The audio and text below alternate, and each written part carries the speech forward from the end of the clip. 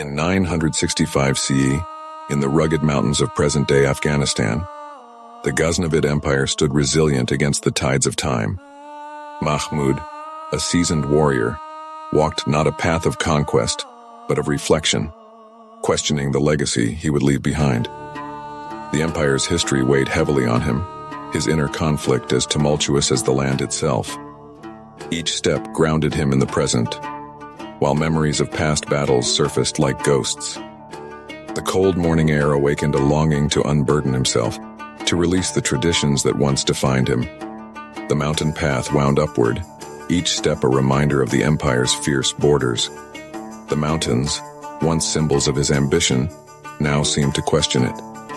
Could Mahmud unbind himself without surrendering who he was? The rugged terrain stretched out beneath him, each ridge and valley etched by time, like scars softened by age. In its enduring stillness, he found a mirror for his journey, a landscape marked not by conquest but by resilience. Under his cloak, an amulet pressed against Mahmud's chest, a relic from his father, worn through countless campaigns. Its cold metal, once a symbol of courage, now felt like an anchor. His fingers traced its edges, touching his past, a past that called to him even as he sought to release it. As he held the amulet, a flicker of doubt arose. Was this release strength or surrender? Reaching a rocky ledge, Mahmud paused, the valley stretching before him, timeless and indifferent. He held the amulet one last time, his hand steady yet reflective. In his youth, he had looked upon this same valley as a territory to claim. Now, he felt the mountain urging him to let go, to allow each layer of ambition to slip away.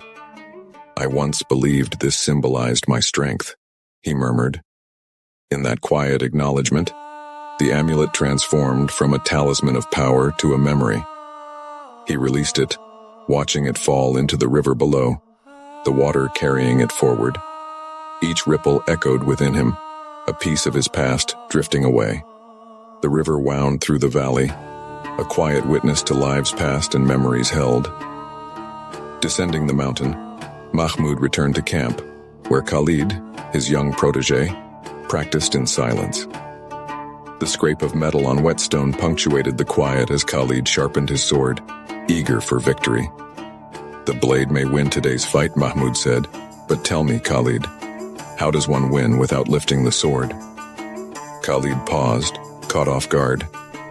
What good is a weapon unused? He asked, frustration edging his voice. Victory is not always in the strike, but in knowing when to avoid it, Mahmud replied. True strength lies not in the chase, but in understanding. Watching Mahmud's steady movements, Khalid sensed that strength need not demand attention. In his mentor's silence, he found a profound, unbreakable power. In the evening, Mahmud joined Sana by the fire. Her presence, always steady, brought him a calm he had once sought in battle. Men build fortresses and call it strength, she said, yet even stone yields. Mahmud met her gaze, the firelight casting shadows across his face. Strength must hold, he replied. Sana's gaze softened. Even stone yields to water. Perhaps strength is not in the stance, but in resilience. Her words lingered, resonating within him, a reminder that strength lay not in force, but in letting life's currents shape him.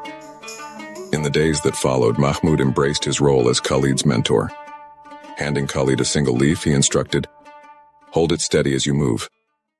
Khalid struggled, his grip faltering. "The blade is nothing without the discipline behind it," Mahmud said quietly. As Mahmud released the leaf into the river, Khalid took a deep breath and let his sword rest on the earth. For the first time, he felt its weight lessen, as if a silent burden had lifted with the leaf's journey. As autumn deepened into winter, a quiet transformation took root within Mahmud.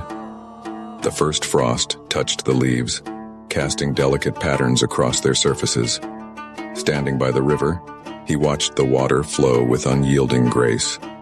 In that stillness, Mahmud understood that his legacy was not in battles fought, but in lives shaped and wisdom shared. The frost on the riverbank glistened, hinting at both the fragility and resilience in letting go. In a final gesture of closure, Mahmud picked up a single leaf and released it into the river.